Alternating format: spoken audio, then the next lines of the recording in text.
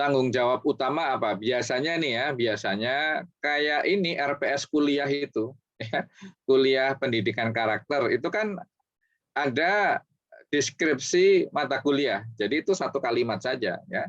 Tugas utama ya seorang ketua bidang satu, ya bidang kemahasiswaan misalnya, atau bidang persantrian ya, kesantrian atau kesiswaan lah gitu. Nah itu apa namanya, tugas utamanya apa? Diutamakan dalam satu kalimat kalau bisa, ya. Terus tugas pokok, itu barulah satu apa, dua apa, tiga apa. Untuk antum mau bikin sampai apa 5, 8 dan sebagainya boleh-boleh saja, ya. Itu tugas yang berkaitan dengan bidang itu. Yang kedua adalah kalau dia antum serahi tugas. Nah, gini ya. Ini ada tugas apa namanya, mengurus apa namanya ini, lingkungan lah misalnya gitu ya. Saya ingin masalah lingkungan ini dipisahkan dari bagian umum misalnya gitu kan. Karena di kita ini saya ingin ke depan ini sekolah kita, ya yayasan kita, kampus kita ini ingin apa namanya, environmentally friendly, ya kan. Jadi di situ misalnya sampahnya dipisah, yang organik anorganik, terus ya tidak boleh ada sampah, terus apalagi ya, banyak tanaman-tanamannya mungkin diberikan nama-nama. Ini tanaman apa itu namanya tuh, apotek hidup, ya obat hidup, ada kan itu ya.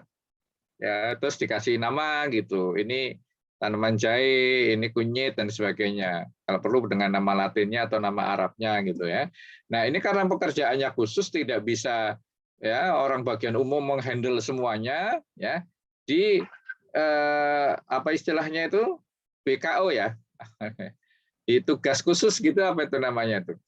Jadi seorang apa namanya, ketua bidang satu yang misalnya dia membawai masalah kesiswaan, karena tidak sebanyak bagian 3 misalnya ya, ketua bidang 3 atau ketua bidang 4 ditambahi tugas. Nah, berarti ada tugas pokok, ada tugas tambahan.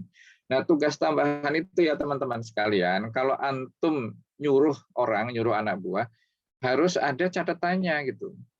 Jadi jangan tugas tadi ngurusin taman, ngurusin apa namanya lingkungan itu tidak tercatat di situ. Nanti ketika dinilai, ya pekerjaan yang sudah dia lakukan itu nggak ngefek. Nah, nanti yalah, ini yang tugas ngurusin taman nggak ngefek, saya yang ditanyain soal kesiswaan doang, ya tentang kelulusan segala macam. Nah, karena nanti ditanyain pada saat review, ya maka harusnya ditulis di dalam job desk dia, gitu ya. Jadi gimana job desk tadi? Ya, informasi jabatan, ya ini jabatannya apa, ketua bidang 1, ya kemudian deskripsi tugas, ya itu dinyatakan dalam satu kalimat, tugas pokok, ya mungkin poin-poinnya, tugas tambahan. Nah itu ya isi utama dari job desk itu, yaitu ya. Jadi kalau suruh bikin bisa ya, nanti teman-teman punya organisasi, paling tidak membuat job desk-nya saya itu apa gitu, ya. Dewan dakwah aja udah ada belum itu ya, masing-masing bagian ada job desk-nya ya. Seperti saya kepala bidang PKU ya, program kaderisasi ulama ya, belum dibuatin job desk. Harusnya yang membuatkan job desk itu atasan. Ya, Bud, kamu ini ya ngelola PKU ya. Siap, apa tugasnya? Nah, kasih job desk. Kalau antum nanti rekrut orang misalnya, tolong bantu saya. Ya, bantu di mana? Ini nih ngurusi kesiswaan nih. Ya siap. Apa tugasnya? Kasih job desk-nya. Jadi antum sebagai pimpinan sudah membuat itu sendiri. Kalau belum, harus dibuat bersama. Belum ada nih. Tapi yang pada umumnya yang ngurusin tentang siswa, gitu kan. Mulai dari merekrut siswa, ya pendaftaran sampai terakhir kelulusan, gitu. Belum ada. Ayo kita bikin. Nah, bikin berdua. Kalau belum ada, yang penting harus ada. Jadi membuat struktur selalu dibarengi dengan job desk-nya. Nah, ada tambahan tentang job desk ya. Tadi sudah ya, tugas umum, tugas apa namanya, tugas pokok sama tugas tambahan. pada jabatan-jabatan tertentu ada wewenang. Nah, wewenang itu apa? Ya sesuatu yang dikasih apa namanya wewenang oleh yang punya wewenang. Misalnya yang punya wewenang itu ya ketua yayasan. Tapi kalau ketua yayasan menandatangani uang keluar gitu ya, ada orang mau dinas luar gitu ya, mau pergi ke apa namanya Jakarta ya, butuh uang 150 untuk Grab misalnya gitu kan. Ketua yayasan suruh tanda tangan ya nggak mau lah gitu kan. Nah, berarti diantaranya sudah saya limpahkan ke misalnya bendahara. Bendahara juga urusannya banyak misalnya. Ya sudah ketua bidang gitu.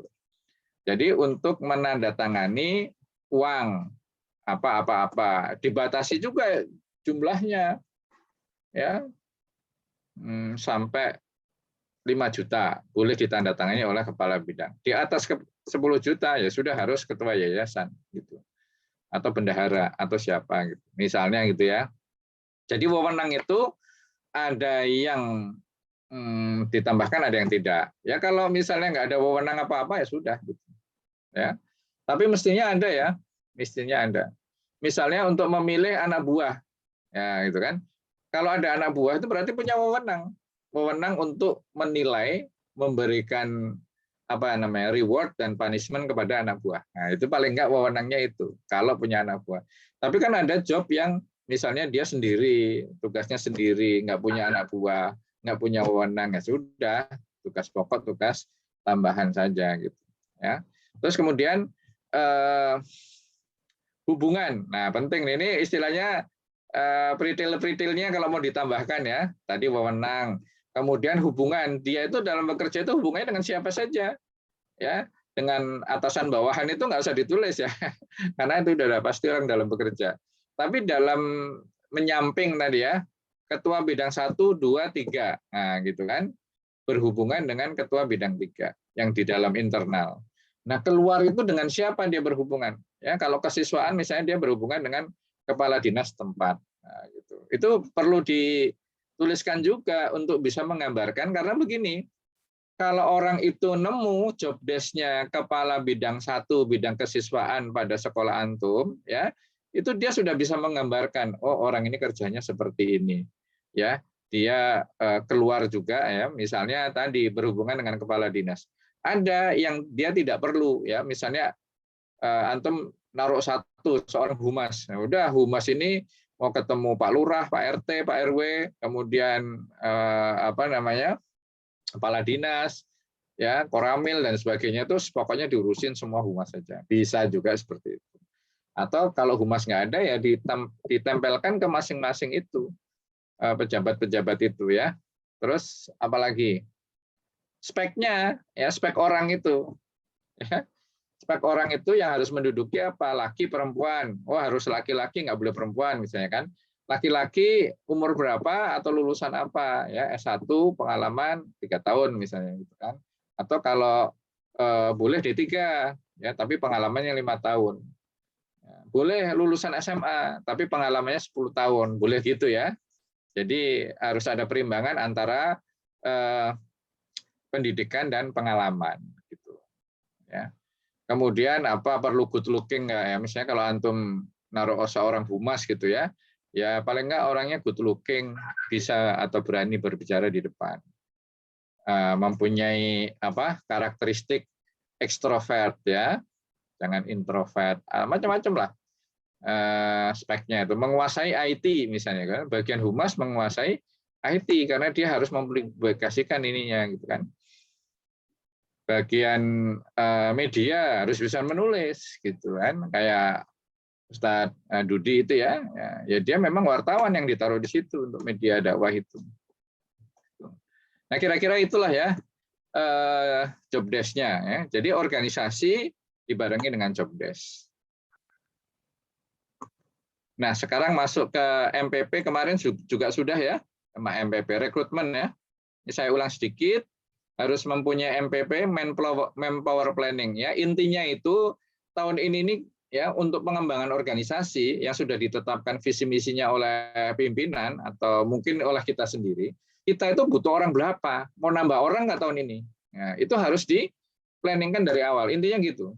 Tahun ini kita mau nambah orang nggak? Atau malah mau ngurangin orang, bisa jadi. Ya, begitu Anda masuk ngelihat, ini banyak orang nganggur di sini, banyak orang makan gaji buta ini. Ya, saya mau punya program pengurangan karyawan. Ya, bukan pengurangan lah ya, apa namanya? Efisiensi biasanya. Efisiensi karyawan. Ya maksudnya pengurangan juga sih. Tapi kata-katanya kan dipilih yang lebih bersahabat. Ya, kemudian kriterianya dan seterusnya. Ini juga sudah ya. Jadi ini scope of work-nya. Nah, basic policy-nya itu nanti antum kalau jadi pimpinan suatu organisasi punya cabang nggak? Ya, punya wilayah nggak? Nah, antum atur itu. Mana yang dikerjakan pusat, mana yang dilakukan oleh wilayah atau daerah gitu. Nah, itu saja sih ya. Tapi kalau mimpin organisasi kecil satu pesantren gitu aja sudah antum sendirilah gitu ya. Tidak ada pembagian antara pusat dan daerah. Nah, yang ketiga, ini yang baru ya. Jadi setelah kita menyusun struktur organisasi, menetapkan job desk-nya agar semuanya itu nanti bekerja untuk meloloskan tujuan organisasi, ya visi misi kita. Nah, terus dari organisasi tadi kita merekrut orang, ya yang barusan kita bicarakan, kita rekrut orang, orangnya sudah masuk. Ya, nah setelah masuk kita apa ini orang? Nah, ini kita kembangkan orang-orang itu ya. Jadi people development ini adalah bagian di mana kita mengembangkan ya semua karyawan yang ada di dalam organisasi kita tanpa kecuali ya. Semua karyawan harus atau bahasanya gini, semua karyawan berhak untuk mendapatkan pengembangan ya. Jadi orang yang bekerja itu tidak sekedar menerima gaji ya, tapi dia menerima ilmu, menerima pengembangan bahwa dia itu diurusi sama perusahaan, ya, sama organisasi. Saya dari masuk ya kemampuan saya kayak gini aja, ya operasikan komputer, ya Word, PPT sama Excel, udah 3 ini aja.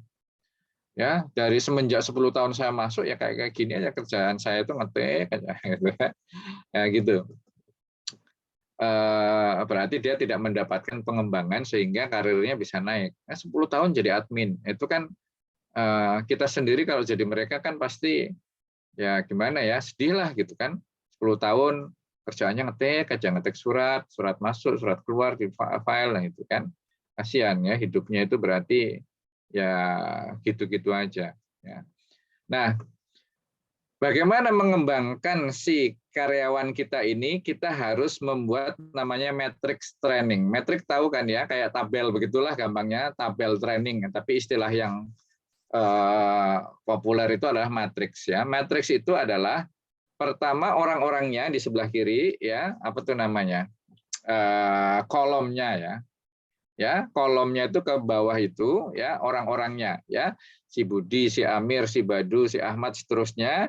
Nah, ini nanti di tahun 2022 ini dia harus training apa? Ya, nanti itu kalau kolom A itu nama karyawan atau nama jabatan lah, kalau karyawannya sedikit ya nama orang. Tapi kalau karyawannya 1000 misalnya ya, yang ditulis di situ jangan nama karyawan, banyak banget nanti. Ya, yang ditulis jabatan saja ya. Jadi ketua harus training apa, sekretaris harus training apa, bendahara harus training apa. Ketua bidang 1 harus training apa, ketua bidang 2 apa, supervisor atau manajer di bidang 1 apa, di bidang 2 apa, dan seterusnya sampai karyawan bawah semuanya.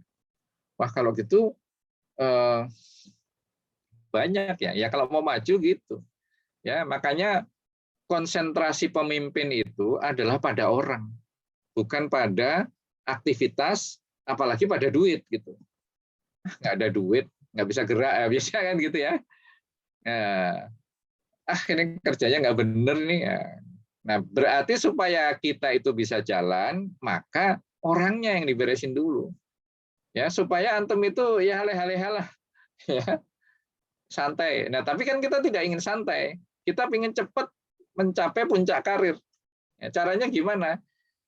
Karena kita waktunya banyak dibantu oleh anak buah kita, karena anak buah kita ini pintar-pintar sudah di training, maka kita bantuin atasan kita. Gitu. Ya prinsipnya gitu. Kita tidak mau nganggur.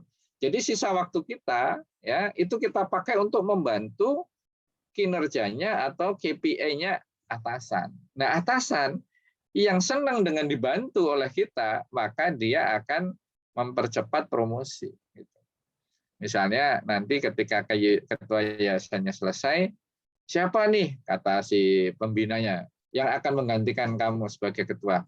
Ini Pak, ketua bidang 3 ini orangnya bisa diandalkan. Nah, jadi semuanya itu ya, kalau tidak berdasarkan rekomendasi, ya itu nggak bisa Pak. Ya, jadi kalau menilai catatan Anda saja di kertas itu nggak bisa. Pasti setelah menilai di kertas, pimpinan yang mengajak meeting ini siapa nih di antara anak buah kita yang akan kita promosikan? Ya, sudah ada datanya di situ. Kalau melihat data yang nomor 1 Budi ini, setuju nggak? Nah, kalau saya ranking 1 dan kemudian saya baik sama semua atasan, maka akan mulus. Ya Pak, Budi memang layak itu nomor 1. Ya. Tapi mungkin kalau saya kurang baik hubungannya dengan atasan yang lain, ya pada diam gitu. Oke, Budi kita skip dulu ya. Yang nomor 2 coba si Amir misalnya gitu ya. Nah, gitu dan seterusnya. Ya, makanya di sini kalau bisa ya kita pinterin anak buah kita, kemudian kita bisa sedikit bernafas dan kemudian membantu pekerjaan yang lebih tinggi ya. Kalaupun tidak ada, ya maksudnya yang dibantu di atasan itu tidak ada, ya kita bisa mengisi diri dengan hal-hal yang positif gitu. Ya, kita ikut training keluar dan sebagainya ya.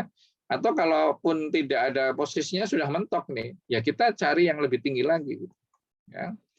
Nah, jadi matrix training ini ya adalah satu tabel di mana isinya jabatan-jabatan yang harus mendapatkan training apa saja di tahun ini. Gitu.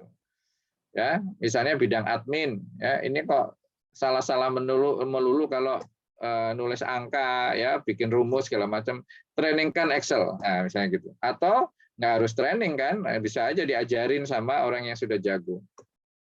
Paham ya tentang matrix training itu apa ya? Jadi kalau kita punya organisasi, ya jangan biarkan organisasi itu jalan begitu saja, harus ada aktivitas pengembangan karyawan, guru, tenaga pendidikan, ya bahkan sampai ke apa namanya tukang kebun lah ya.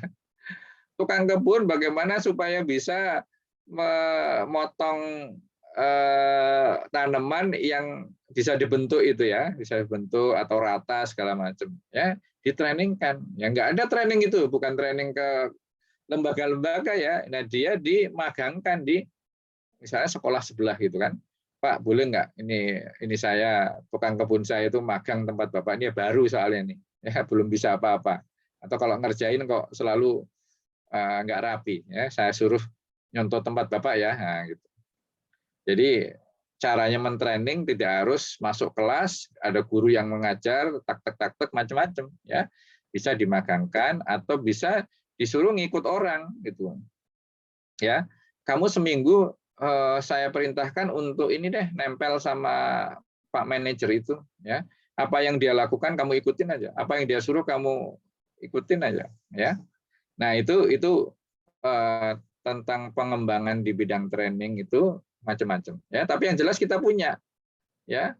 Ketua ya pasti nggak akan kita minta untuk training Excel gitu kan, atau training Office itu enggak gitu. Atau training aplikasi apa enggak gitu. Kita trainingkan dia advanced leadership gitu kan, atau ada seminar atau training leadership di era milenial, suruh ikut gitu ya. Jadi macam-macam ya, mulai dari atas sampai bawah itu, makanya kita harus paham betul, karena pada waktu awal itu kan kita ikut menyusun organisasi. Ya, ketuanya siapa, sekretarisnya siapa, bendaharanya siapa, bidangnya siapa, itu kita. Jadi kita tahulah bahwa untuk menduduki jabatan ini perlu orang yang kualitasnya kayak gini. Nah, kalau belum kita trainingkan. Ya. Nah, istilahnya sudah masuk, kita kembangkan atau kita develop. Ya. Nah, setelah kita kembangkan, kita develop, kita petakan karyawan-karyawan gitu. Ya. Petakan potensi karyawan. Ya, ini ada istilah HAV ya, Human Asset Value. Ini pernah saya gambar ya, tapi untuk mengingatkan kembali saya ini ya, ada 4 kuadran ya. Jadi 4 kuadran ini ya, yang horizontal ini disebut dengan potensi ya. Potensi ini istilahnya itu masing-masing orang itu punya gelas, punya mangkok. Masing-masing bisa beda. Ada yang besar, ada yang kecil ya. Ada yang dangkal, ada yang dalam. Itu potensi masing-masing orang ya. Ini gampangnya kalau saya, ini gampangnya ya, meskipun bukan ini ya. Saya mengatakan ini pinter atau bodoh. Ya, yang sebelah kanan ini high ini ya pinter yang nilainya sampai 5, ya low ini apa? Goblok lah gampangnya gitu kan. Nah, yang vertikal ini sumbu performance namanya, kinerja. Jadi yang atas itu kinerjanya baik, yang bawah ini kinerjanya jelek ya. Ini kalau kita menilai suatu kinerja karyawan, maka kita kasih nilai. Ya, ini terserah kita ya. Kalau di tempat saya dulu ada namanya IST itu istimewa, ya excellent, udah breakthrough lah orangnya ini ya. Kemudian di bawah ini ada BS, BS itu baik sekali. Baik sekali plus lagi. Nah, kalau ini baik sekali. Kalau ini baik plus, terus baik. Ya, C itu cukup, ya cukup plus. Ya. Paling jelek itu K, kurang. Nah, kalau dua sumbu ini kita gabungkan, maka kita akan mendapatkan 2 kuadran. Orang yang high potensi, high performance. Ya, itu yang disebut dengan STAR. Potensial kandidat. Ini kira-kira kalau kita punya anak buah letaknya di daerah sini, maka orang ini yang akan menggantikan kita. Gitu. Kalau ditanya bos kita, siapa Bud kalau kamu nanti udah nggak ada di sini, kamu pensiun atau kamu pergi? Ini Pak, saya titip anak buah saya ini, dia STAR, ya, karena potensinya tinggi, kinerjanya juga tinggi. Ya. Potensial kandidat disebut dengan STAR. Kemudian ada juga yang potensinya tinggi, ya, tapi kinerjanya rendah. Ya. Jadi orang ini pintar, tapi kok males. Ya, dia bingung nih, nah, disebut dengan problem employee. Nah, ini pasti ada kesalahan dari kita. Karena begini ya teman-teman semua ya, pada saat kita merekrut orang, pasti kita merekrut, apa istilah kemarin, rekrut the best talent. Ya, rekrut the best talent itu rekrut yang paling bagus. Jadi kalau jelek jangan diambil, itu jadi masalah nanti buat kita, ya kan? Jadi rekrut the best talent, orang yang performance-nya tinggi dan potensinya tinggi, ya. Jadi pada waktu awal kan kita punya apa namanya bargaining ya untuk menentukan, ini nggak bagus, cari yang lain ya, cari lagi, ya berarti hasil pencarian kita adalah the best-nya karyawan itu. Ya, nah di sini.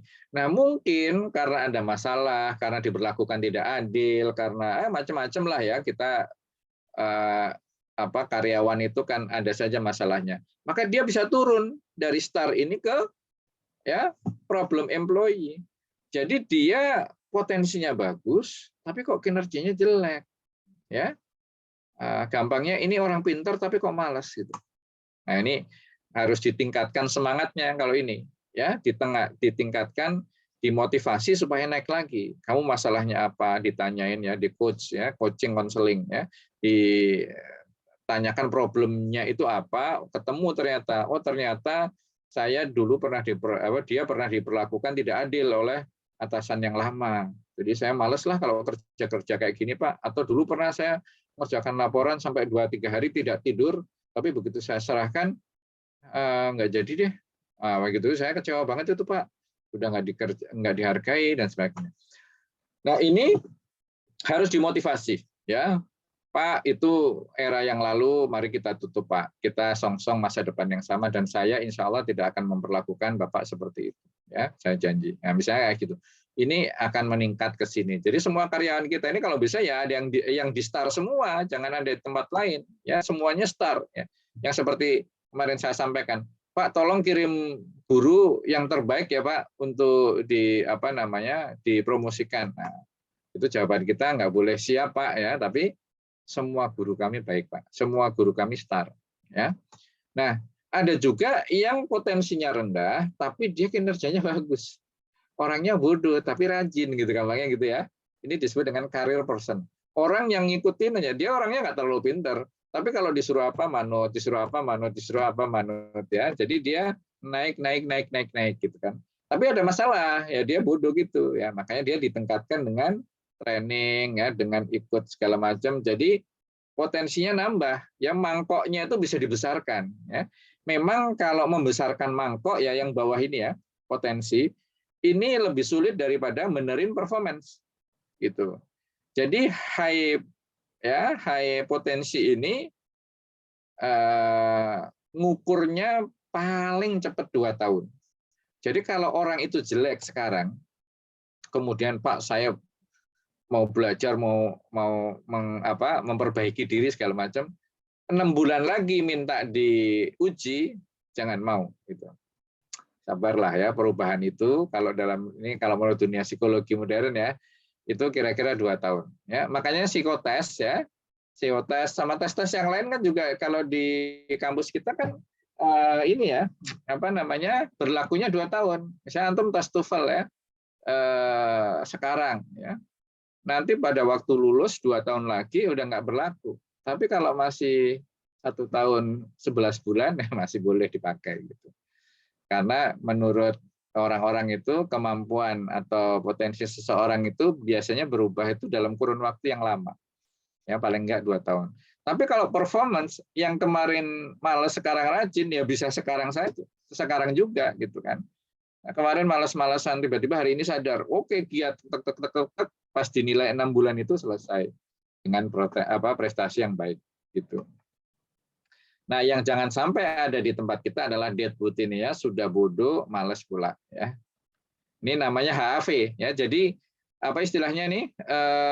Tabel atau diagram seperti ini namanya human asset value. Ini tolong diingat-ingat ya. Kemudian IDP ya, setiap orang dipetakan dalam HAV, setiap orang mempunyai individual development plan ya. Jadi si karyawan ini baik baru maupun lama ya, dia punya catatan harus dikembangkan apanya. Kalau tadi kan di training apa ya, kalau ini dikembangkan apanya. Bedanya apa? Kalau pada diri seseorang ini sudah satu apa istilahnya itu daftar lengkapnya lah, daftar lengkap ya. Jadi dia ini harus dikembangkan apanya. Itu masing-masing individu harus punya ya. Dari ketua sampai yang bawah ya, mungkin nggak usah sampai office boy atau tukang kebun gitu ya, tapi mungkin sampai ke kepala bagian gitu ya, itu punya lah. Gitu ya. Nah, apa isinya ya, prestasi dia dan apa yang harus dikembangkan dari orang ini ya, dia harus dikembangkan communication skill-nya. Nah, gitu-gitu aja. Nanti dia mesti diikutkan training di manajemen kalbu misalnya kan, manajemen kolbu. Nah, training manajemen kolbu itu nanti masuk ke dalam metric training.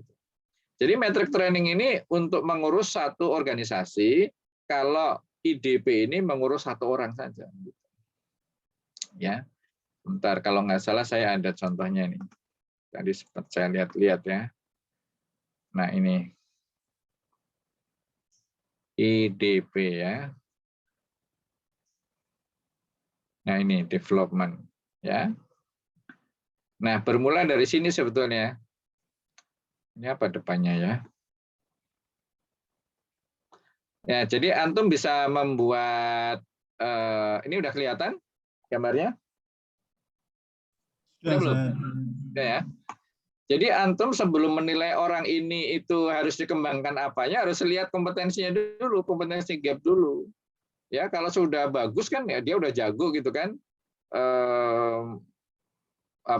mengoperasikan Excel misalnya.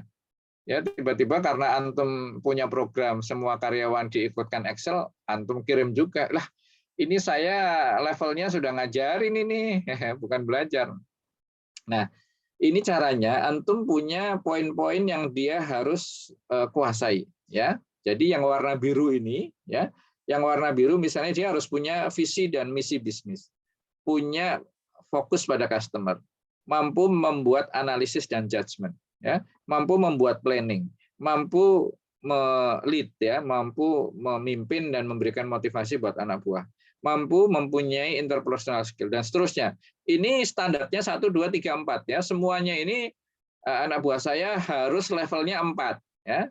Tapi misalnya si Badu ya, anak buah kita namanya Badu. Kita ukur nih ya. Jadi kompetensi drive, courage and integrity-nya ini ternyata nilainya 3 ya. Kemudian visi misi bisnis ya. Kita apa namanya? Kita ukur lah kok cuman 1 ya. Customer focus cuman 1 dan sebagainya ya.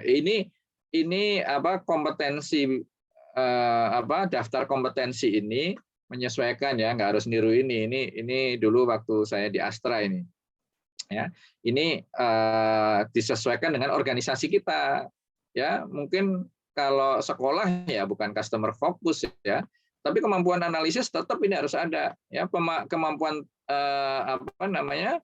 Planning juga harus ada. Ya, kalau dia memimpin unit ya dia harus punya kemampuan leading dan seterusnya. Tapi nilainya berapa? Nah, katakanlah ini untuk manajer ya. Ini setiap orang nih, Pak, dibuatnya setiap orang. Ya, misalnya dia individual kompetensi gap atas nama Budi Handrianto ya. Jadi ini saya harus nilainya kok 4 ya, 3 ya, 1 2 3 ya. Nilainya 3 semua. Tapi ternyata untuk drive and courage and integrity saya nilainya 2 ya. Teamwork nilainya 2 dan seterusnya. Leading nilainya 1. Nah, ini dibuat gap-nya ini seperti ini kan bisa kelihatan ya. Dari ini lebih visual. Ini salah satu cara saja apa namanya trik ya atau tips lah untuk mencari gap ya. Yang lain dengan grafik itu juga bisa.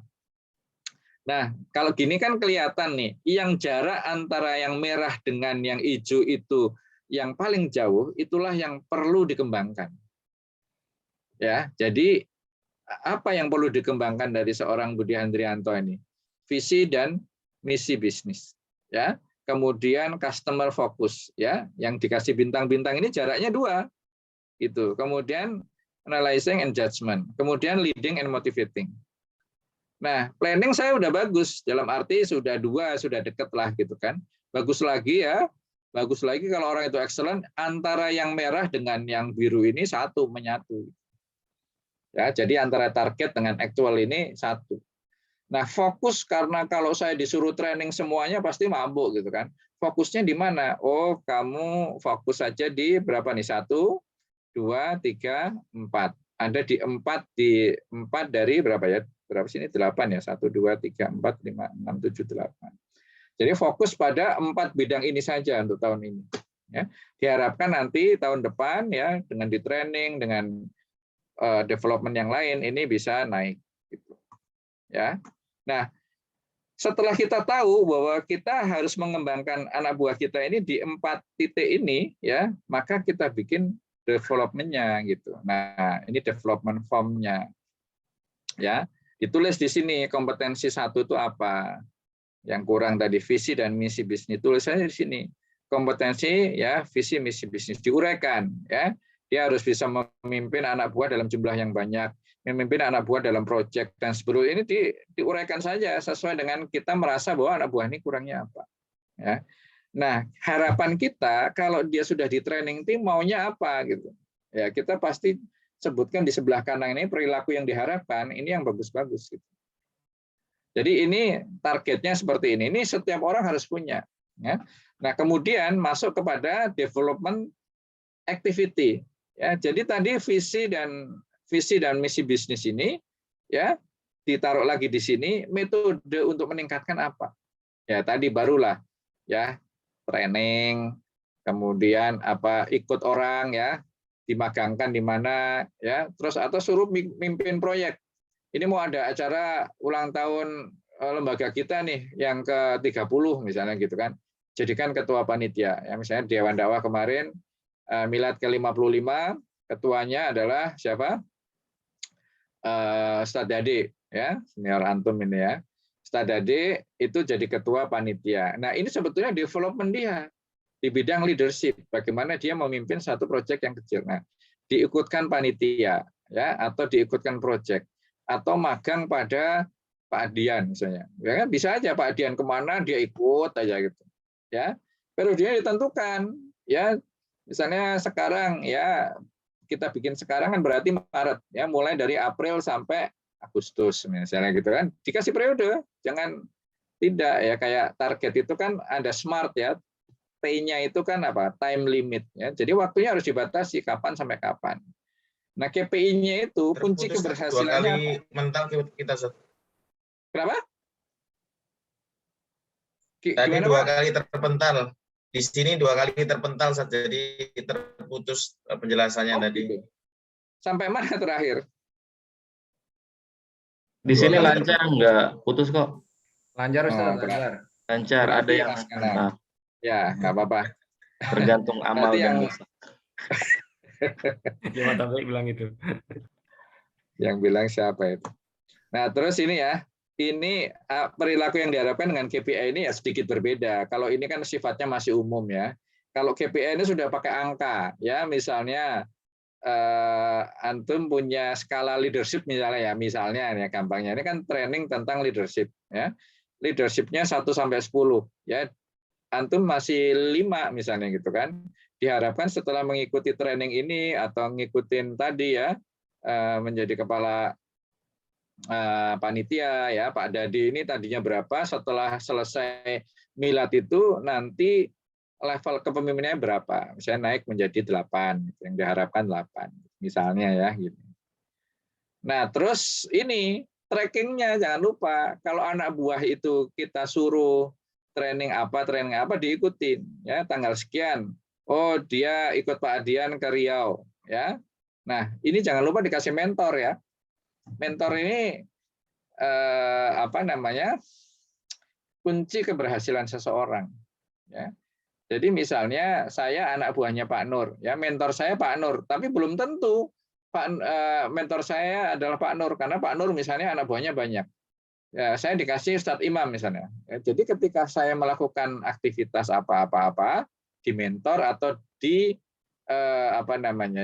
diamati, diawasi, diperhatikan oleh si mentor tadi ya, dan nanti hasilnya berapa. Ujung-ujungnya adalah ya gitu kan, ini siap untuk mengisi posisi. Nah kalau yang atas nih ya, ini kotaknya ini kurang pas ini ya. Yang atas ya, kalau hasilnya bagus semua, ini dicentang siap untuk mengisi posisi direktur, misalnya gitu kan, posisi ketua yayasan, posisi ketua umum lembaga kita. Nah, yang centang bawah ini, yang kotak bawah ya, perlu dikembangkan dalam waktu 6 sampai 12 bulan. Oh, 3 ini mestinya ya. Jadi ada 3 kotak.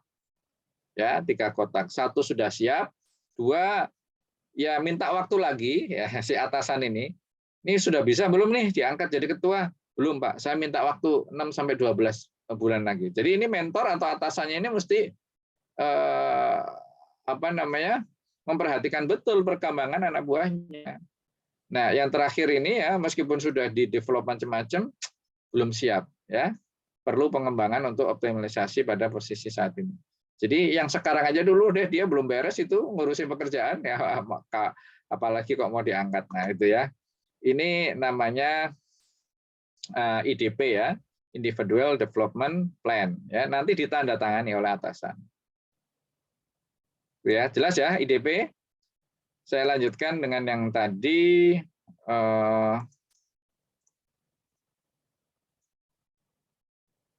balik lagi di sini ya. Setelah IDP ada RTC ya, Replacement Table Chart ya. Saya tutup lagi nih ya karena formnya nggak di sini. Mana ini? Ini ya. Jadi setelah IDP ya ada namanya ini. Nah, ini HAV ya tadi yang sudah ya. Cuman kalau antum lihat ini kok beda Pak dengan yang tadi. Tadi kuadrannya ada 4. Tapi kok ini ada 4 ya. Star, problem employee, career person sama Deadwood. Ini kok ada 9 Pak. Nah, ini pengembangan ya, pengembangan. Jadi kalau Anda ditanya HAV secara umum itu jawabnya yang tadi ya. Tapi kalau bisa ya teman-teman semua, HAV kita jangan seperti itu. Karena kalau ada orang di Deadwood apalagi itu kan salah kita itu berarti. Anda melakukan pengembangan nggak? Kok ada orang sampai Deadwood jadi karyawan kita? Kalau kita ditanya bos ya, Pak Budi itu coba lihat HAV-nya. Nah, HAV yang kita tampilkan yang tadi, ya. Jadi ada Deadwood-nya, ada problem employee. Ini problem employee apa nih? Iya Pak, si ini Pak. Ini career person siapa nih orangnya? Itu Pak, si ini. Jadi 3 kuadran yang lain itu tidak memuaskan bagi pimpinan. Yang memuaskan cuma 1 star. Nah, sebetulnya ya kalau kita mau maju ya kita ngambil yang star saja. Anda ada nggak problem employee? Nggak ada Pak. Ada nggak Deadwood? Nggak ada Pak. Ya paling ada career person. Jadi ini yang 1 kotak semua ini kita ambil dari star doang. Nah kemudian kok ada star lagi, kita ambil best of the best. Best of the bestnya ini star. Nah nanti kita bagi lagi, ini future star. Ya ini future star. Future star itu diambil dari tadi ini Pak. Perlu 6 bulan sampai 12 bulan atau setahun sampai 3 tahun. Nah itu orang-orang yang dicentang ya, orang-orang yang dicentang di atas siap untuk mengisi posisi direktur itu taruhnya di star. Ya, tapi orang yang perlu waktu lain ya, waktu lama lagi ya, itu tulis di ya future star ya, atau potensial candidate boleh. Nah terus yang lainnya taruh di sini ya, yang belum siap perlu pengembangan ini taruh aja sini. Nah, jadi ini semua adalah karyawan-karyawan kami yang baik-baik Pak. Gitu. Nah, ini nanti berapa tahun ya? Kalau yang biru warna biru ini berarti setengah tahun lagi deh Pak. Ya, jadi kalau ada proyek pergantian pimpinan, ini anak ini bisa diajukan. Ya, nomor 1, 2, 2. Nah ini ada nomornya ya. Ini lagi-lagi justifikasi kita aja. Ya. Nah, ini yang disebut dengan replacement table chart ya. Kita kan punya organisasi ya, ketua, sekretaris bendahara, bidang 1, bidang 2 dan seterusnya. Nah, ini pertanyaannya, kalau ketua ini meninggal, kalau ketua ini resign ya, betul ya, bukan resign atau apa namanya, pindah ke tempat lain, ini siapa yang menggantikan? Diusahakan yang menggantikan dari bawah ya, teman-teman ya. Jangan sampai kita punya tim ketika kita nggak ada yang menggantikan orang lain masuk gitu ya. Kasihan anak buah kita sudah berjuang meniti karir ya, tiba-tiba ada jabatan kosong bukan mereka yang isi tapi dari luar gitu. Diusahakan kita punya anak buah 4 ini ya 4 salah satu dari 4 ini yang akan mengisi. Ya dari mana? Nah dibuatlah catatan. Nah kalau antum ada catatan ini enak ya. Ketika antum ditugaskan ya Pak Budi diperlukan ini untuk membangun di wilayah Indonesia Timur ya. Pak Budi harus melepas jabatan ini. Kira-kira siapa Pak yang akan menggantikan Bapak? Ada pandangan nggak? Biasanya seperti itu Pak. Sebelum dia memberikan apa namanya calon yang mungkin si Pak Ketua kita ini punya calon yang sudah dijagokan ya. Tapi biasanya dia akan nanya dulu kepada kita. Pak Budi, siapa kira-kira yang bisa menggantikan posisi Bapak? Nah, kita harus punya catatan ini, Pak. Gini, Pak, ini daftar anak buah saya. Ya, secara umum seperti ini, apa namanya replacement table chart disajikan semua. Jadi antum di sini, misalnya kita atau saya, ini ketua bidang 1, 2, 3 ini, ya di bawahnya nanti bisa diteruskan lagi ke bawah, Pak. Artinya gini, kalau ketua bidang 1 ini keluar, resign atau diganti ya. Ini yang di bawahnya siapa yang ganti gitu. Terus ya kayak apa piramid gitu ya, yang mengganti dari bawah. Jangan kalau bisa dengan yang lain. Biasanya kalau nggak ada, yang lain ngerangkep gitu. Dari luar nggak ada ngerangkep, ini juga jangan sampai. Nah, apa sih isinya kotak-kotak ini yang bisa dijadikan masukan buat pimpinan kita? Nah, ini. Pertama jabatan sekarang ya. Karir plan-nya itu dia mau kemana? Ya. Incumbent, siapa yang memegang jabatan ya. Jadi ini isinya yang kotak-kotak kecil ini diperbesar. Umurnya berapa, golongannya berapa, ini potensinya berapa. Potensi ini yang ini nih, yang ke horizontal ini ya tadi ya potensi ya. Penilaian 3 tahun terakhir ya, ini karena saya lama ya, sekarang berarti tahun 2021, tahun 2020, tahun 2019 ya, 3 tahun terakhir ini kita punya catatan. Ini Pak, ini anak ini konsisten Pak, BS terus Pak, nah, gitu kan? Ya, suksesornya itu siapa? Maaf, ini mulai dari atas dulu ya. Mulai dari yang sini nih. Nah, sini. Ya. Jadi ini suksesornya apa? Readiness-nya kapan? Ya, tadi 6 bulan, 10, 12 bulan. Ya, kalau bisa sih per 6 bulanan begitu ya. 1,5 tahun atau 2 tahun. Ya.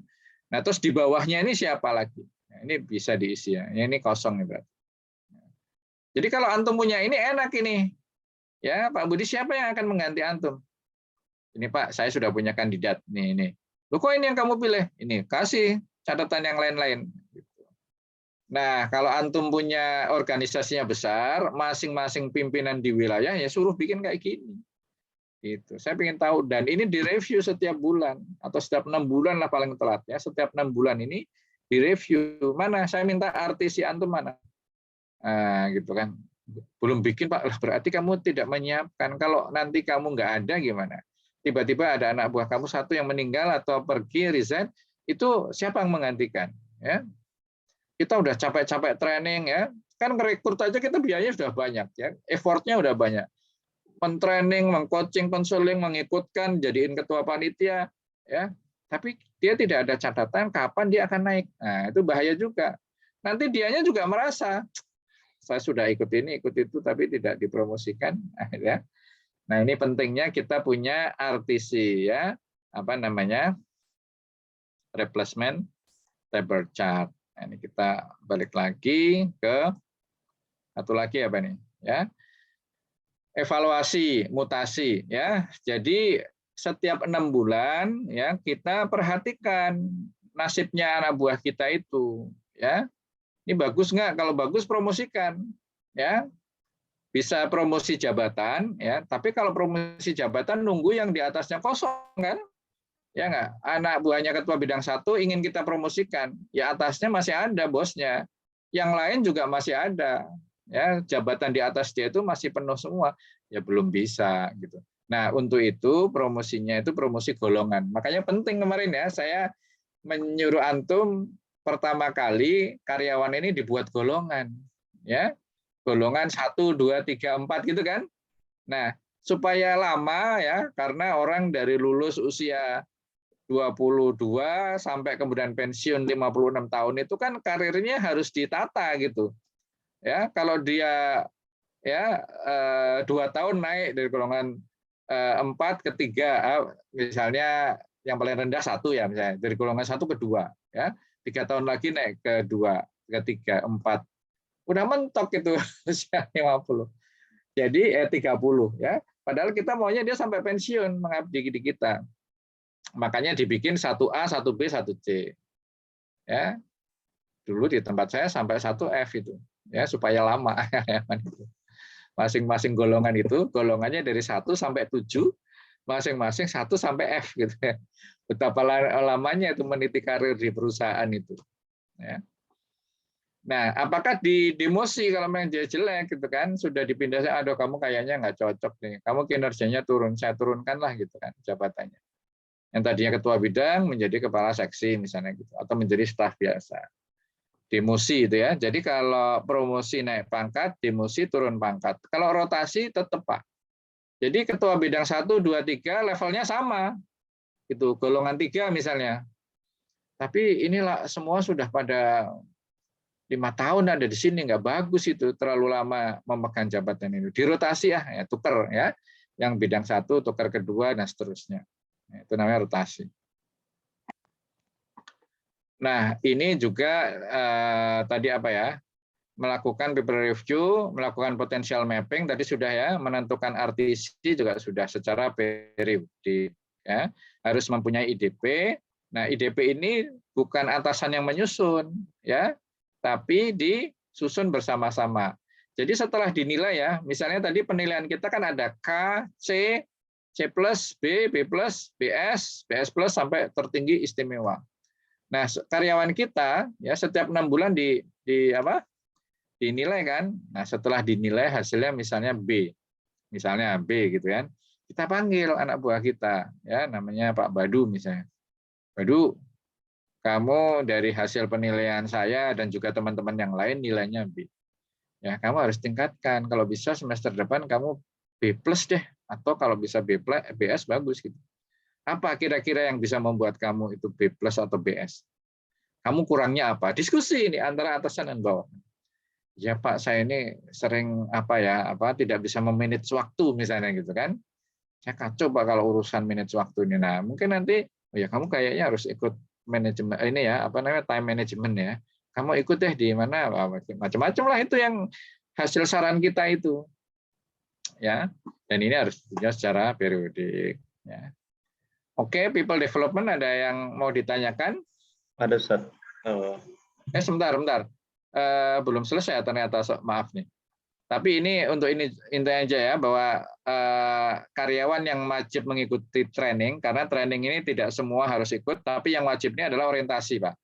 Jadi ketika masuk itu harus kita tanamkan, ya ada karyawan baru masuk, ya jangan biarkan dia langsung kerja, harus Anda orientasi dulu, ya paling enggak masukkan ke ruangan, bukan di brainwash ya, tapi terangkan bahwa ini kantor kita, perusahaan kita, sekolah kita, lembaga kita ini, visi misinya gini.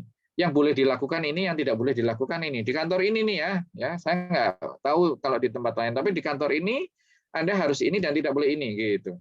Ini ditekankan di awal. Kalau ada peraturan-peraturan SOP, kasihkan waktu itu juga ya supaya mereka tahu aturannya. Nah, di sini kalau mereka melanggar, antum tidak salah kalau menghukum di tengah jalan. Ya. Kalau Pak, saya tidak tahu Pak, kalau terlambat 5 menit itu uang transportnya dipotong. Nah, ini jelaskan di sini di masa orientasi ini. Sama basic mentality. Ya, jadi masalah integritas, ya, kedisiplinan, kejujuran, diterangkannya di sini. Ya, jangan sampai terlambat gitu kan. Dia sudah nyolong baru kita kantor ini nggak boleh nyolong Pak ya gitu. Meskipun nyolong itu ya umumnya, tapi harus ditekankan di orientation program ini ya. Kemudian kalau untuk mau meningkat harus mengikuti program kepemimpinan yang seperti kemarin saya sampaikan itu ya. Kalau pimpinan Dewan Dakwah daerah ya mau jadi ketua harusnya ikut training Dewan Dakwah dulu di pusat gitu. Nah, dasar pertimbangan mutasi ya tadi ya, sudah lama bosen dan supaya karirnya tetap berkembang ya, juga kebutuhan bisnis. Nah, ini masalah siapa yang harus memutasi, lagi-lagi nih ya di bagian ini adalah kalau kantor kita atau organisasi kita besar ya, antum mengepalai di pusat, masing-masing ada daerah ya, masing provinsi. Nah, itu harus dibagi-bagi, jangan antum menilai semua, mentrainingkan semua, repot lah gitu kan. Antum mengelola yang di pusat, yang di Jakarta, sama yang kepala-kepala wilayah saja. Di bawah itu silakan kepala wilayah mengelola masalah pengembangan karyawan. Gitu. Nah, udah masuk ke performance management. Gimana tadi? Ada yang mau ditanya? Saya Ustaz. Ya. Pertama tentang people development tadi, bagaimana karyawan itu dikembangkan dengan diberikan training segala macam. Problem yang muncul kemudian adalah ketika karyawan-karyawan kita itu kemudian menjadi excellent dan best, itu biasanya yang diuji adalah loyalitasnya. Artinya banyak kemudian persaingan dengan bisnis yang lain, kemudian karyawan-karyawan terbaik ini kemudian tidak loyal dan kemudian pindah atau kemudian dia keluar dan mendirikan hal yang sama yang sesuai dengan apa yang kita bangun gitu. Seperti sekolah swasta hari ini itu guru-guru terbaiknya kemudian keluar dan pindah ke tempat yang lebih basah di pemerintahan atau lain sebagainya. Masalah loyalitas itu.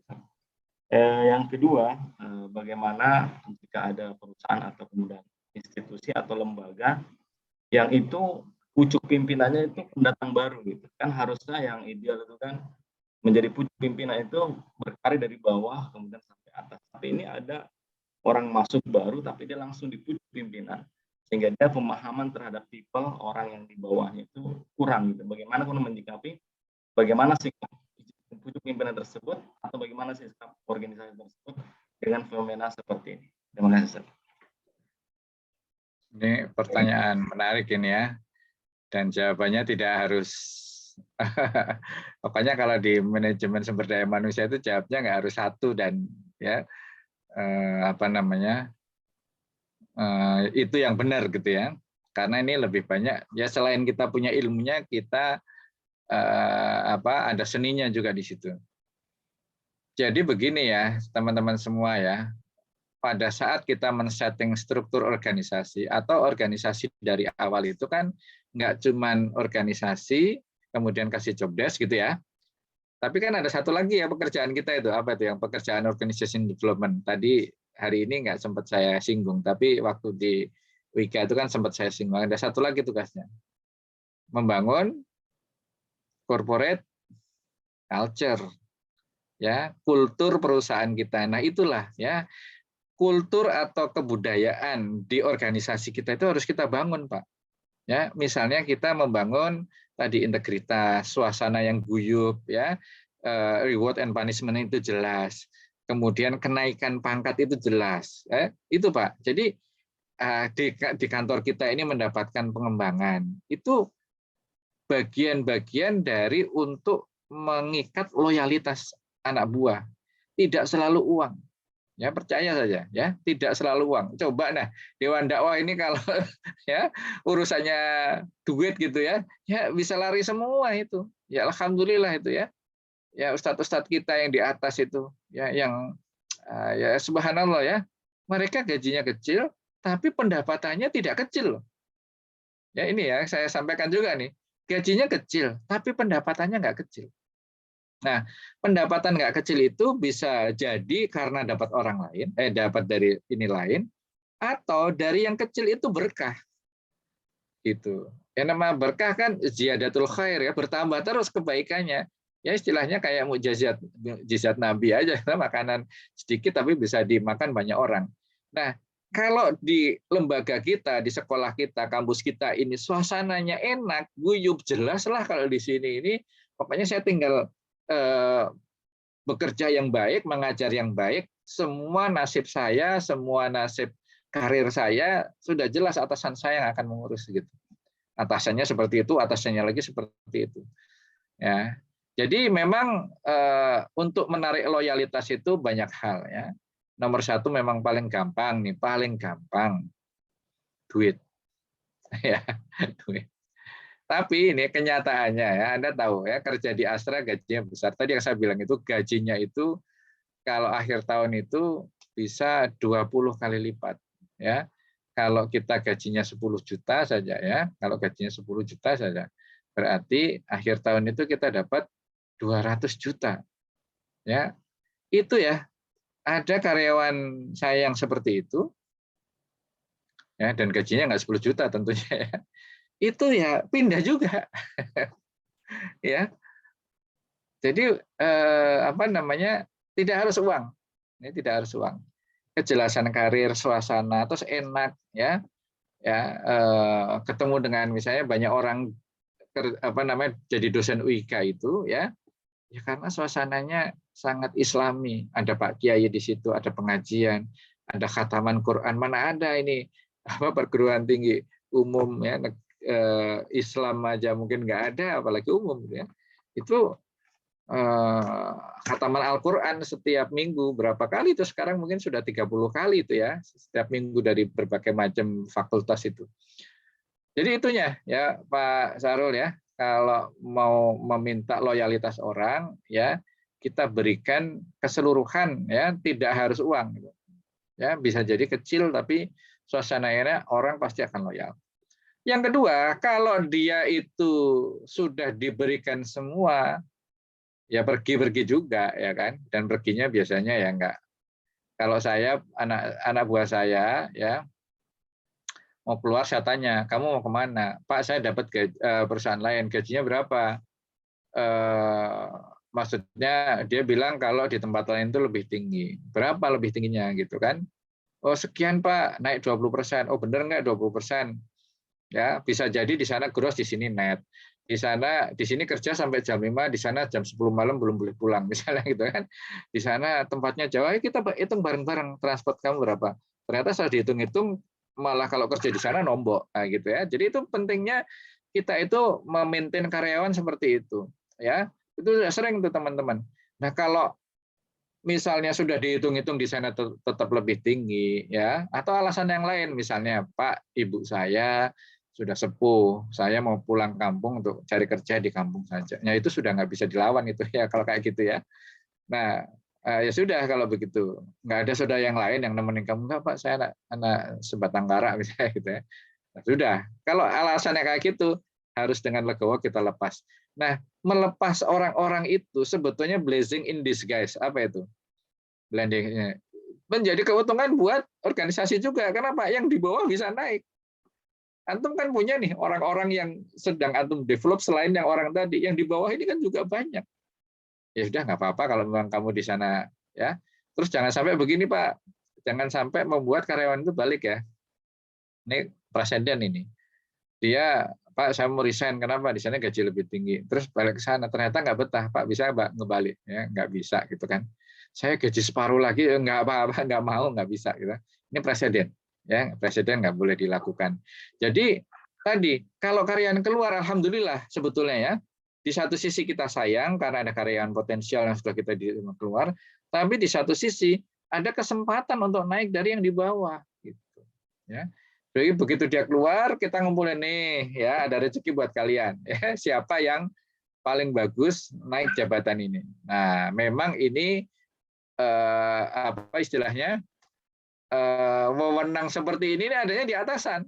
Makanya kalau yang nomor 2, antum menanyakan kalau ada organisasi ketuanya kosong, direkrut dari luar, pemimpin baru, itu pertanyaannya atau pernyataannya bukan dari kita, dari atasannya. Misalnya saya ketua yayasan, kemudian si ketua ini ya melakukan hal seperti itu ketika anak buahnya resign, dia ngerekrut orang dari luar.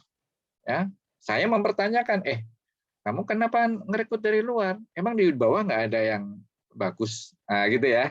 Ini pertanyaannya pertanyaan dari atas ke bawah. Tapi kalau dibawa ke atas, ya itu namanya permintaan. Nah, Pak, kalau bisa, kalau ada yang kosong di atas, jangan diisi, Pak. Biar dari kami saja yang mengisi. Ya, gitu. Ya. Nah, ini pertanyaan buat pimpinan. Artinya begini, Pak Charul, kalau antum jadi pimpinan, ya, kemudian ada satu yang kosong, usahakan cari dulu dari bawah. Makanya rekrutmen itu, langkah-langkah rekrutmen sebelum tadi MPP segala macam, ya MPP sudah ada nih, Manpower Planning. Saya butuh 2 orang ya untuk mengisi jabatan ini. Nomor 1, jangan pasang iklan dulu. Ya, cari dulu di dalam. Ya, kalau perlu kawan kita, saya butuh nih buat asisten manajer, kamu ada nggak yang bisa mendudukin itu, yang dari bawah? Ya Pak, ini sudah lama ini jadi supervisor, ya bisa ini. Nah, kita rekrut dulu dari bawah. Ya, itu nggak cuma pimpinan ya, yang organisasi-organisasi di bawahnya juga harus bisa diperlakukan hal yang sama, bahwa untuk merekrut karyawan dari bawah diutamakan ya, istilahnya itu promotion within. Ya, bukan within ya, promotion within. Promosi dari dalam. Ya. Atau kalau nggak ada, ya, jadi begini Pak, sudah dilihat, sudah dites juga malah gitu kan, kita kasih kesempatan untuk menduduki jabatan ini, siapa yang berminat, ya, kita tes gitu. Rupanya nggak lulus semua, gitu.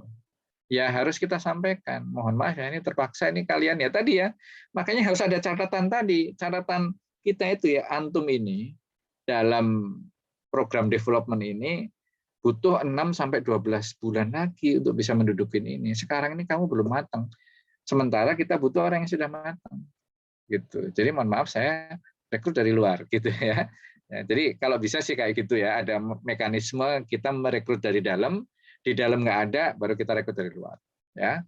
Tapi kalau melihat pertanyaan antum tadi, kayaknya sih di dalam banyak yang bagus, tapi sama pimpinan di drop orang dari luar ya. Nah, ini satu lagi ya teman-teman ya.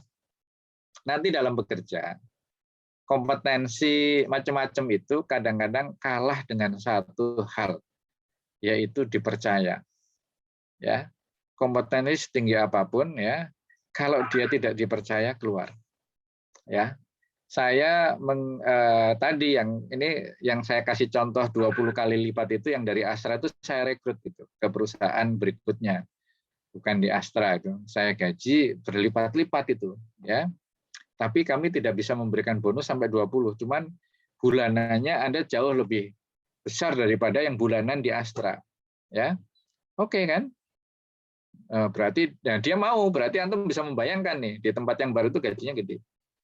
Tapi dia keluar juga. Sekarang pindah ke Wilmar. Kenapa? Karena dari pusat di drop orang gitu. Ya, dia merasa tidak dipercaya gitu kan. Saya sudah kerja keras, sudah ini tiba-tiba nggak tahu urusan politis apa orang dari pusat ngedrop menjadikan dia orang nomor 2, orang nomor 1-nya dari pusat. Dan orangnya nggak bisa apa-apa lagi. Maksudnya bukan berlatar belakang yang sama gitu. Nah itu akhirnya jadi problem employee kan, dia keluar. Gitu. Nah yang seperti inilah yang kita sayangkan, jangan sampai kejadian. Gitu ya Pak Sarul ya, kira-kira menjawab nggak? Ya Ustaz, sudah Ini mencerahkan. hal-hal teknis ini ya, penting nih teori, oke lah nanti antum baca gitu kan. Hal-hal teknis yang seperti ini yang perlu antum. Jangan sampai nanti ketika pegang organisasi, aduh dulu gimana itu Pak Budi ya. Mau nanya nomor kontaknya udah nggak ada ya, mungkin saya sudah nggak ada pula gitu. Ada lagi. Ini yang menarik ya, jadi mungkin 90% dari kegiatan kita mengelola orang, ya misalnya Anda ditunjuk dari kepala bidang SDM, ya sebuah yayasan, maka 90% ini, ya people development ini, untuk menjadikan organisasi kita ini bagus orang-orangnya ya, gitu. Ya rekrutmen itu ya kebanyakan subjektif sekali ya, untuk mengukurnya susah. Tapi begitu sudah masuk ke dalam, Anda akan mudah mengukur itu. Ya. Dan nanti kalau kita sudah jago ya, kita bisa ngomong begini, saya dikasih apa saja, dikasih karyawan seperti apa aja akan saya didik. Ya, jangan takut, ya, gitu ya. Yang kayak Mourinho gitu ya. Pemain yang tadinya nggak bagus, saya latih jadi bagus gitu. Jadi Pak, ini ada karyawan masalah nih di bagian saya. Daripada saya PHK, kasihan Pak, ya kan, istrinya nggak kerja, anaknya banyak. Bapak bisa nggak mina dia? Udah kasih saya aja. Gitu ya. Nah disitulah ada terapkan itu, ya. Bikin gapnya, kamu gapnya apa? Kenapa kamu jadi problem employee? Itu kita gali ya, kita masukkan ke dalam IDP tadi, butuh pengembangan apa, dikembangkan.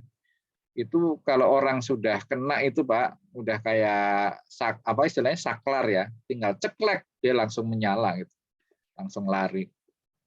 Ya, itulah perlunya selain ilmu ya ada sentuhan-sentuhan personal juga ya. Maka pimpinan itu ya harus merakyat itu dalam arti tidak sekedar nongkrong bareng, bukan. Tapi ketika anak buah itu prestasi, jadi kalau nongkrong bareng itu ya ada aspek kebersamaan. Tapi reward and punishment-nya jalan nggak gitu. Akan beda dengan misalnya dia berhasil presentasi kemarin di mana gitu ya, kita tahu. Terus kita lewat ke mejanya dia, kemarin katanya kamu sukses ya, presentasi di sana itu, gua seneng tuh, ditepuk aja. Makasih ya, kamu sudah membawa nama departemen ini bagus. Itu Pak, nggak usah kasih bonus, itu dia sudah senang. Ya, ditepuk punggungnya itu, yang laki-laki tentunya. Ya, jadi hal-hal yang kayak gitu ya. Nah, saya punya buku 1001 cara untuk memberikan reward. Tidak harus duit. Duit ya perlu juga ya Pak ya. Jangan duitnya juga di sini ini semua gitu kan. Ya lama-lama kan orang perutnya juga mengeluh ya, yang di rumah istrinya juga mengeluh juga. Jadi adalah duit. Tapi jangan semuanya. Makanya tadi kemarin kan saya bilang, kalau antum dapat budget 100 misalnya ya buat karyawan ini, jangan dihabiskan 100-100-nya gitu. Kasih aja 80 ya. Nanti yang 20 ini antum belikan apa gitu ya. Misalnya tadi ya, kalau kemarin dalam penggajian itu kan kasih dia tunjangan ini, tunjangan itu, tunjangan itu ya. Jadi dia merasa bahwa safe, aman gitu ya. Jadi kayak beberapa kawan yang tidak berhasil dalam tanda kutip di luar ya, Pak, saya dapat pekerjaan di tempat lain, Pak. Mohon maaf, saya mau resign. Berapa gaji di sana? Saya dapat 2 kali lipat. Aduh, saya nggak sanggup lah kalau menaikkan gaji 2 kali lipat di sini. Ya, monggo silahkan, gitu kan? Ternyata Pak, tadi ya sama si perusahaan itu gaji karyawan itu dihabiskan buat gaji kompensasi karyawan itu dihabiskan buat gaji semua. Ya, jadi ketika sakit, gimana kita kalau sakit? Ya bayar sendiri Pak. Itu kan sudah masuk dalam gaji, gitu ya, include dalam gaji. Pak, kita kalau mau pergi-pergi gimana Pak? Pakai uang sendiri Pak. Itu kan sudah include dalam gaji Pak, ada di dalam. Jadi gajinya gede, tapi ternyata ini itu masih harus bayar, termasuk bayar pajak dan sebagainya. Sehingga dihitung itu malah minus. Makanya penting juga ya kalau kita nanti jadi pimpinan, kita disuruh menyusun struktur gaji, jangan dihabiskan semuanya untuk gaji dalam bentuk duit. Ya, sisanya masuk natura atau sisanya yang sifatnya tidak tetap ya, tidak tetap. Misalnya berdasarkan kehadirannya kok karyawan sering bolos gitu kan, belum waktunya pulang sudah pulang ya. Terapkan itu tunjangan itu akan diberikan apabila dia masuk ya, kalau dia nggak masuk atau bahkan terlambat atau pulang lebih dulu ya, akan kita potong atau tidak diberikan. Nah, itu kan bisa menjadi alat untuk reward and punishment. Kalau karyawan datang terus, nggak pernah telat, itu juga harus Bapak apresiasi. Ya, jangan sampai, saya mau datang awal, mau terlambat, mau nggak datang juga nggak pernah ditanyain. Nah, itu parah itu. Ya. Jadi orang yang ini terlambat itu ada sanksinya. Mungkin ya yang terlambat itu diambil gajinya atau tunjangannya, ya, supaya dia kapok, diberikan pada orang yang rajin. Jadi jangan menjadi keuntungan perusahaan ya. Karyawan yang malas yang kita potong tunjangannya, jangan dijadikan sebagai pendapatan baru buat perusahaan. Ya, ini ada uang apa ini kok banyak? Ini Pak, banyak karyawan saya bolos atau terlambat. Ya itu salah, itu salah 2 kali. Kenapa antum nggak membina dia? Jadi dibalikin kepada orang yang rajin. Gitu. Nah kalau semuanya nanti rajin, kita minta budget kepada bos, ini karyawan saya rajin-rajin, ini kinerjanya juga naik gini ya, minta dong ada tambahan misalnya sarapan lah apa-apa. Itu ya, ini saya mau masih ada nggak? Kalau masih tolong disimpan buat besok aja ya, karena saya mau jalan dulu nih ya. Semoga ini bisa membantu antum ya, karena selain jadi ya, ulama itu kan saya bilang lahir dari masyarakat ya, tidak utuk-utuk keluar dari ulil albab ya, tapi nanti antum ditempa menjadi dai, menjadi ketua organisasi, ketua mudir, kepala pimpinan yayasan pondok pesantren ini itu ya, dalam mengelola itu antum jangan panik, jangan kaget ya, terapkan ini saja ya, ilmu manajemen kemarin POAC, PDCA terapkan ya, supaya antum ini bisa bernafas gitu ya, semuanya sudah diatur dan Anda tinggal mereview saja. Yang kedua ini orang ya penting ya, sistem penting ya, tapi orang lebih penting ya, kayak pendidikan itu ya, at-thariqatu al-mudaris ahamu minat thariqah ya, ini karyawan kita ini lebih penting daripada sistem yang kita terapkan. Istilahnya itu man behind the gun. Yang penting itu orang yang pegang senjata, bukan senjatanya. Ya, senjata itu barang mati. Ya, yang penting adalah orang yang mengoperasikan senjata. Orang yang mengoperasikan sistem PDCA kita itu ya karyawan-karyawan kita. Gitu. Anak buah kita. Kalau senjatanya nuklir ya ya itu bahaya lagi kan, berarti antum seakan-akan sedang memimpin sebuah organisasi besar kayak NU gitu ya. Nah, itu karena kalau antum bergeser sedikit, salah sedikit, ya seperti kondisi sekarang ini kan, ya begitulah ya, kita nggak ingin ngomongin organisasi orang lain. Tapi itu boleh diibaratkan sebagai sebuah senjata nuklir gitu. Baik ya, kita akhiri dengan doa penutup majelis. Subhanakallahumma wa bihamdika asyhadu an la ilaha illa anta